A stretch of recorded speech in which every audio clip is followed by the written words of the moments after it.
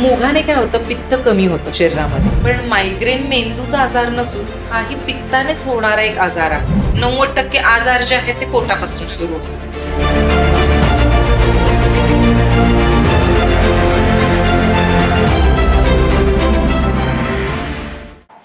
नमस्कार, मी डॉक्टर सोनल कांबळे, सनेजची हेल्थ कन्सल्टंट, आणि आपल्यासोबत आहेत डॉक्टर राजेश्री मॅम.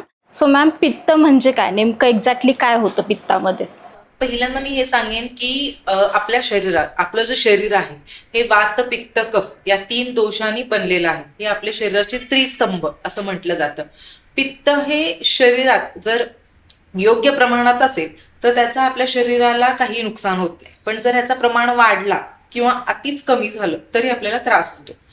तर पित्त वाढणे किंवा पित्त होणे, जेव्हा लोक म्हणतात की आम्हाला पित्त झालंय, तर त्याचा अर्थ काय, त्यांना काय त्रास होतो हे आधी समजून घेतलं पाहिजे. जशी ह्याची लक्षणं आहेत: छातीत जळजळ होणे, मळमळल्यासारखं होणे, तोंडात आंबट पाणी येणं, गुळण्या होणे किंवा खाल्लेलं अन्न घशात आल्यासारखं वाटणं, पोट फुगल्यासारखं वाटणं, छातीत दडपण येणं किंवा छातीत दुखणं, हे सगळी लक्षणं त्याच्यामध्ये असतात. बऱ्याच जणांना डोकंही दुखतं.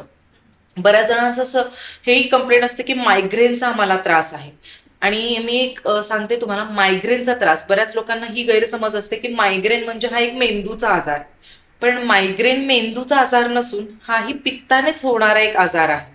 मायग्रेनमध्ये बरेच लोक कंप्लेंट करतात की आम्हाला अर्धं डोकं दुखतं, आम्हाला फक्त एक साईडची फक्त भुई दुखती. तर हे सगळे ॲक्च्युली पित्तामुळेच होतात. तर CT स्कॅन, MRI ह्या सगळ्या गोष्टी करण्याची गरज पडत नाही. वेळेवर खाणं हे एकच एक उत्तम पर्याय आहे त्याच्यासाठी. ओके, सो बऱ्याच पेशंटचं असं असतं की आम्ही काय खाऊ आणि काय नाही खायला पाहिजे, आणि टायमिंग्स हे खूप महत्त्वाचे आहेत. जसं तुम्ही बोललात, सकाळी आपण उठतो किती वाजता हे फार महत्त्वाचं आहे. आता लोक शहरात जर आपण बघितलं तर उशिरा झोपणे आणि उशिरा उठणे हे ट्रेंड आहे, जे फार चुकीचं आहे.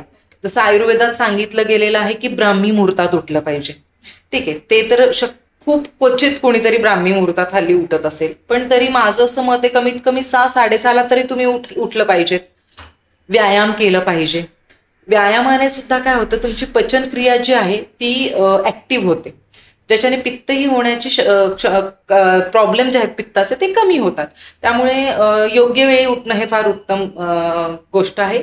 त्यात आणि कधी आणि काय खाल्लं पाहिजे तुम्ही जे विचारताय, तर 8 ते 9 ह्या टाइम पिरियडमध्येच तुम्ही ब्रेकफास्ट केलं पाहिजे. ब्रेकफास्ट म्हणण्यापेक्षा मी म्हणेन न्याहारी, जी पूर्वीची लोकं प्रॉपर अशी न्याहारी करायची. हेवी डाएट पाहिजे. सकाळचा जो नाश्ता म्हणण्यापेक्षा आपण जेवण म्हणूयात, किंवा जरी एखाद्याला नाश्ताच करायचा असेल तरी तो हेवी पाहिजे. प्रॉपर हेवी नाश्ता केला पाहिजे. इनफॅक्ट संध्याकाळचं जेवण तुम्ही कमी खाल्लं पाहिजे. जे डिनर आपण म्हणतो किंवा संध्याकाळचं जेवण असं आपण म्हणतो, तसं बघितलं तर संध्याकाळचं जेवणापासूनच ॲक्च्युली सुरुवात झाली पाहिजे. कारण संध्याकाळचं जेवण जे आहे ते सूर्यास्ताच्या अगोदर केलं पाहिजे. पण त्या हल्लीच्या दगदगीच्या काळामध्ये किंवा नोकरी करणारी लोक जे असतात किंवा बिझनेस करणारी, फील्डवर काम करणारी, ते म्हणतात आम्ही येतोच घरी उशिरा, तर आम्ही सूर्यास्ताच्या अगोदर नाही जेवू शकत. तर माझं मत आहे, जर तुम्ही सूर्यास्ताच्या अगोदर जेवताय किंवा 6पर्यंत जर तुम्ही जेवण करताय, 6-6:30पर्यंत, तर मग प्रॉपर जेवण करा. तुम्ही जर सूर्यास्तानंतर खाताय तर मग लाईट, अगदीच लाईट, फळं आणि सलाड्स तेवढं तुम्ही घेऊन आहार झोपा. म्हणजे तुम्हाला अपचन होणार नाही आणि सकाळी उठल्यावर पित्त होणार नाही. आणि मग जर सकाळचा आहार म्हटला तर प्रॉपर जेवण करा किंवा प्रोटीन रिच डाएट घ्या. प्रोटीन रिच डाएट म्हणजे भिजवलेले कडधान्य, मूग, मटकी असे घेऊ शकता. मुगाने काय होतं, पित्त कमी होतं शरीरामध्ये, पचायला हलके असतं आणि पित्त हे कमी करतं ते शरीरातलं. त्याच्यामुळे मूग हे फार उत्तम असतं. भिजवलेले मूग खाऊ शकतात. नॉनव्हेज खाणाऱ्यांनी उकडलेली अंडी वगैरे ते घेऊ शकतात. प्रोटीन रिच डाएट हे बेस्ट आहे सकाळच्या आहारात. कारण काय होतं, इंडियन डाएटमध्ये कार्बोहायड्रेटचा आहार खूप जास्त असतो. बरोबर. आणि मग कार्बोहायड्रेट, प्रत्येक जेवणाला जर तुम्ही कार्बोहायड्रेट इंटेक जास्त करताय तर मग वेट गेनची परत भीती राहते. एक्झॅक्ट. आणि जे वेट कमी करण्याच्या विचारात असतील किंवा जे हेल्थ कॉन्शियस खूप असतील त्यांनी तर मग प्रोटीन रिच डाएट घ्या फक्त. आणि ज्यांना वेट गेन करायचं आहे किंवा वेट मेंटेन ठेवायचं आहे ते मग कार्बोहायड्रेट इंटेक करू शकतात. जसं प्रॉपर असं जेवण घेऊ शकतात ते सकाळच्या आहाराला, पण 8 ते 9च्याच दरम्यान केलेलं उत्तम राहील. ओके, सो फक्त टायमिंग जरी पाळले तरी काही प्रॉब्लेम नाही, म्हणजे सगळं खाऊ शकतात. एक्झॅक्टली. काही म्हणजे बटर टोस्ट हे नाहीत हा मॅडम. कारण काय होतं ना, हल्ली लोकांचं त्याच्यावर फार भर असतं, त्यामुळे काही खाऊ नये ह्याच्यावरही आपण डिस्कस केलं पाहिजे. लोकांचं बऱ्याच वेळेला असतो आहार ज्यूस. ठीक आहे, ज्यूस घेण्यापेक्षा माझं मत आहे की तुम्ही अख्खं पूर्ण होल फ्रूट खा, पूर्ण फळ. त्याच्याने काय होतं, आपल्याला फायबर जो आहे तो मिळतो. ज्यूसमधनं फायबर सगळा बाहेर निघालेला असतो, त्यामुळं खायचं तर पूर्ण फ्रूट खा. ठीक आहे. आणि बेकरीचे पदार्थ अजिबात खायचे नाहीत. सकाळच्या आहारात बेकरीचे पदार्थ अगदी वर्ज्य, अजिबात नाही खायचे. मैद्याचे पदार्थ नाही खायचे. जेवण तुम्ही करू शकता, प्रोटीनचा आहार घेऊ शकता. ओके. आणि मोस्टली कॉमन प्रश्न आहे की डाळ, हरभऱ्याची डाळ खाल्ल्याने पित्त जास्त होतं. हो, हरभऱ्याच्या डाळीनं आणि तुरीच्या डाळी, स्पेशली पित्त हा जो आहे तो तुरीच्या डाळीनं बऱ्याच जणांना होतो. कारण तूर ऍक्च्युली पित्तवर्धकच आहे. त्यामुळं ज्यांना तुरीच्या, सगळ्यांनाच होतो असं नाही, पण ज्यांना तो त्रास होतो त्यांनी खाऊ नये. आणि हरभरा ऍक्च्युली थोडा जड असतो पचायला, त्यामुळे त्याच्याने अपचन किंवा पोट जड वाटणे हे प्रॉब्लेम्स होऊ शकतात, पोटात गॅस धरणे. तर मग ज्यांची पचनक्रिया मंद आहे, म्हणजे काय, आता पचनक्रिया सगळ्यांची सेम नसते. काहींची तीव्र असते, काहींची मंद असते, काहींची मध्यम असते. त्यामुळे ज्यांची मंद किंवा मृदू अशी असते त्यांनी मग जेवढं पॉसिबल आहे तेवढं हरभऱ्याची डाळ हे कमीत कमी खावं किंवा न खाऊ नये. ओके. सो आता मूळव्याध बऱ्याच जणांना होतोय, तर मूळव्याध कशामुळे होतो? हे ऍक्च्युली जे आहेत ना, पित्त, अपचन, त्याच्यामुळे मग मलबद्धता किंवा कॉन्स्टिपेशन जे आपण म्हणतो, आणि मग त्यानंतर होणारे कॉम्प्लिकेशन्स. मूळव्याध हे ऍक्च्युली हे कॉम्प्लिकेशन. ठीक आहे, जर आपण योग्य वेळी योग्य इलाज केला नाही तर मग मूळव्याधाचा त्रास होतो. तर मग अपचन ऍक्च्युली काय होतं, लोकांना जेव्हा पित्ताचा त्रास होत राहतो किंवा बऱ्याच जणांना सवय असते की उशिरा जेवणे, रात्रीचं हेवी जेवण करणे, आणि उशिरा जेवण केल्या केल्या मग काय होतं की जेवल्या जेवल्या ते झोपून जातात, ज्यामुळे अपचनाचा त्रास होतो. पोट गच्च वाटणे, पोटात गॅस धरणे, आणि मग ह्यामुळे पुढे जाऊन काय होतं की अन्न पचलेलं नसतं, त्यामुळे दुसऱ्या दिवशी पोट व्यवस्थित साफ होत नाही. आणि ज्यांचं पोट सतत हा प्रॉब्लेम असतो की पोट साफ होत नाही, मलबद्धतेची जी प्रॉब्लेम्स आहेत किंवा कडक शिला होते, मग पुढे जाऊन हे प्रॉब्लेम जर असेच सतत सलग काही वर्ष राहिले की मग मूळव्याधाचा त्रास होतो. ओके. आणि सध्या आपण बघतो की जेवण झाल्यानंतर लोक लगेच गार पाणी वगैरे पितात किंवा कोल्ड ड्रिंक्स वगैरे पितात, तर हे कितपत योग्य आहे? चुकीचं आहे कम्प्लिटली. कारण आपला जो आहार आहे, इंडियन आहार जर आपण बघितलं तर आपण तूप, तेल ह्याचा वापर करतो. ठीक आहे, तर मग तूप, तेल हे सगळे हे असे फॅटी ऍसिड्स असतात. तर हे फॅट्स जे आहेत ह्याचं डायजेशन जर प्रॉपरली व्हायला पाहिजे असं आपल्याला वाटतं, म्हणजे अपचन होऊ नये एकंदरीत, तर मग कोमट पाणी पिलं पाहिजे जेवल्यानंतर, आणि कमीत कमी पाणी, घोटभर किंवा 1-2 घोट फक्त कोमट पाणी जेवल्या जेवल्या प्यायचं. आणि जेवल्यानंतर एक अर्ध्या तासाने व्यवस्थित पाणी ते पिऊ शकतात. ठीक आहे, पण जेवल्यावर तरी कोमटच पाणी प्यावं. आणि कोल्ड्रिंक्स तर वर्ज कम्प्लिटली, कारण कोल्ड्रिंक्समुळे काय होतात, हे इरिटंट ड्रिंक्स असतात, ह्याच्यामुळे मग आतड्यांना आतून इजा होते, जसं ज्याला आपण पेप्टिक अल्सर किंवा डिओडिनल अल्सर्स आपण म्हणू शकतो, गॅस्ट्रिक और डिओडिनल अल्सर, ज्याला एकत्रित पेप्टिक अल्सर असं म्हटलं जातं. हे सतत कोल्ड्रिंक वगैरे जे पितात, हल्ली ते फॅशन झाले म्हणायला गेलं तर. लोकांनी जेवण केल्यानंतर किंवा फास्ट फूड खाल्ल्यानंतर त्यांना असं वाटतं की अरे आम्हाला डायजेशन होतं, कारण फास्ट फूड खाल्लं तरी आमचं डायजेशन होतं, आम्हाला फास्ट फूडने काही प्रॉब्लेम नाही. का? कारण ते फास्ट फूड नंतर इरिटंट ड्रिंक्स घेतात. ठीक आहे, ते कोल्ड्रिंक्समुळे तेव्हा डायजेशन होतं, पण त्यांना कोल्ड्रिंकचे दुष्परिणाम माहीत नाहीत. कोल्ड्रिंक्स घेतल्यानंतर पुढे जाऊन मग अल्सर होऊ शकतात, कारण तुम्ही बळच अन्न पचवायचा प्रयत्न करताय, जंक फूड. ते पण जंक फूड ऍक्च्युली मेन कारण आहे अपचनाचं.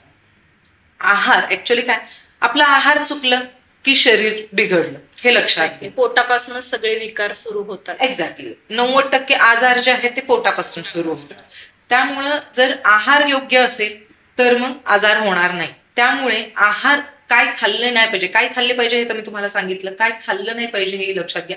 जसं मी मगाशी म्हटलं, बेकरीचे पदार्थ नाही खाल्ले पाहिजे, जंक फूड्स कुठलेच नाही खाल्ले पाहिजे, पॅकेट फूड, प्रोसेस्ड फूड हे अजिबात नाही घ्यायचे. पॅकेट फूड, प्रोसेस्ड फूडनी तर खूप त्याच्यामध्ये टेस्ट मेकर्स खूप ऍड केलेले असतात, आणि काही असे त्याच्यामध्ये इन्ग्रेडियंट्स असतात ज्याच्यामुळे आपल्याला त्याची सवय लागते, ऍडिक्शन एकंदरीत.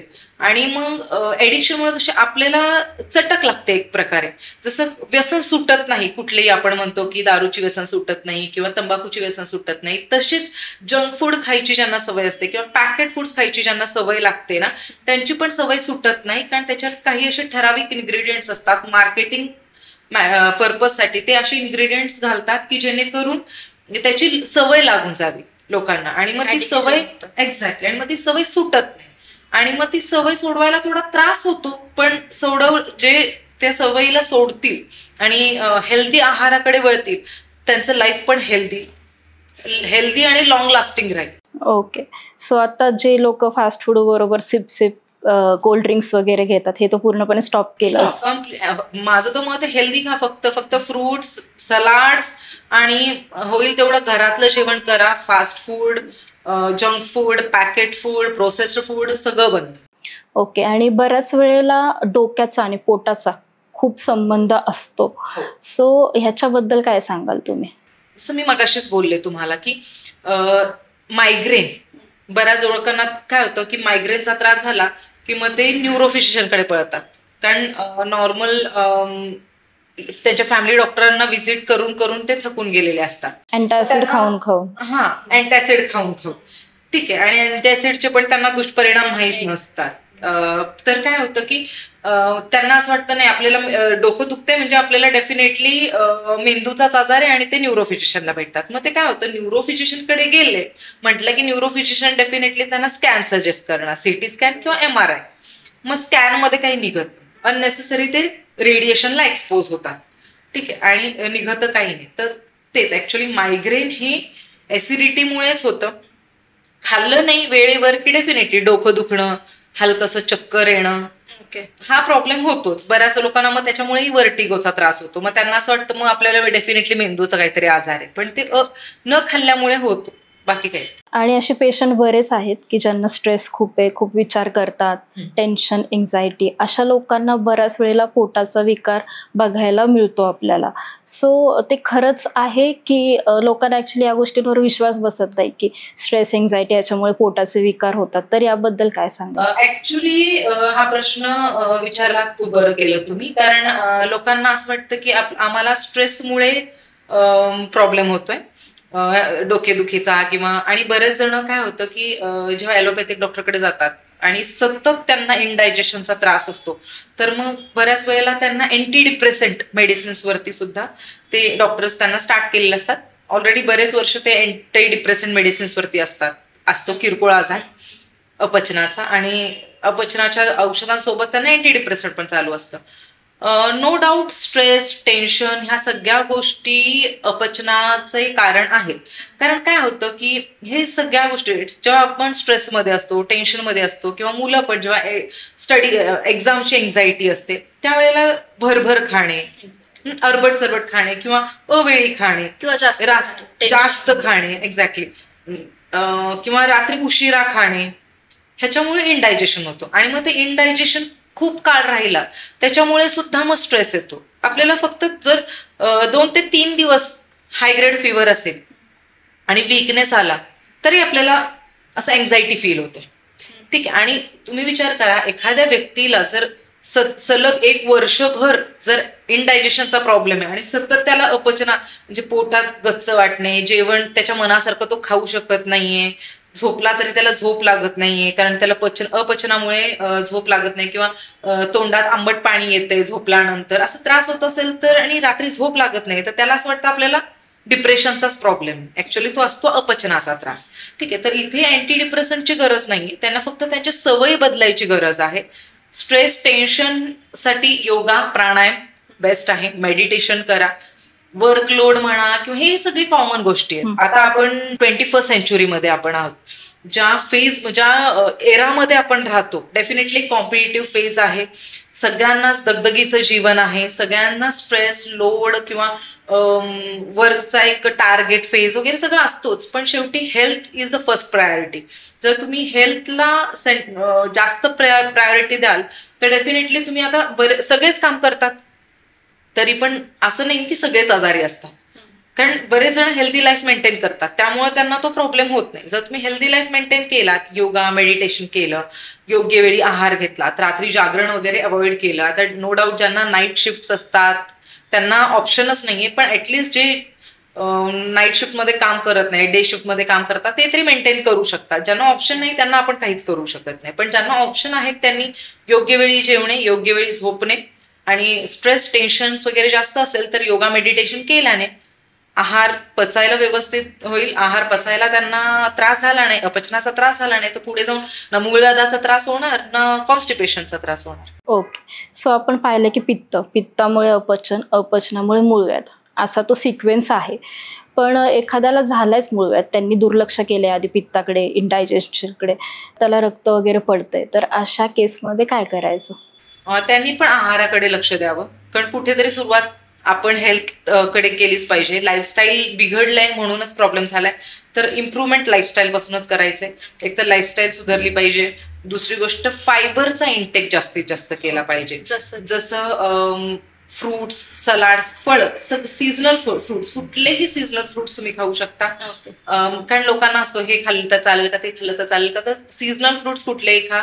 मी ऍडवाइस करेन इंडियन फ्रुट्स खा स्पेसिफिकली, कारण आपली बॉडी इंडियन फ्रुट्सला जास्त ऍडजस्टेबल आहे. बाकीचे फ्रुट्स टेस्टसाठी तुम्ही खाऊ शकता, पण स्पेसिफिकली इंडियन फ्रुट्स, कारण तुमची बॉडी त्याच फ्रूटला जास्त हॅबिटेड आहे. ठीक आहे. आणि सलाड्स, जास्तीत जास्त सलाडचा इंटेक करा. आणि पाण्याचं प्रमाण 4 ते 5 लिटर डेली पाणी पिलं पाहिजे.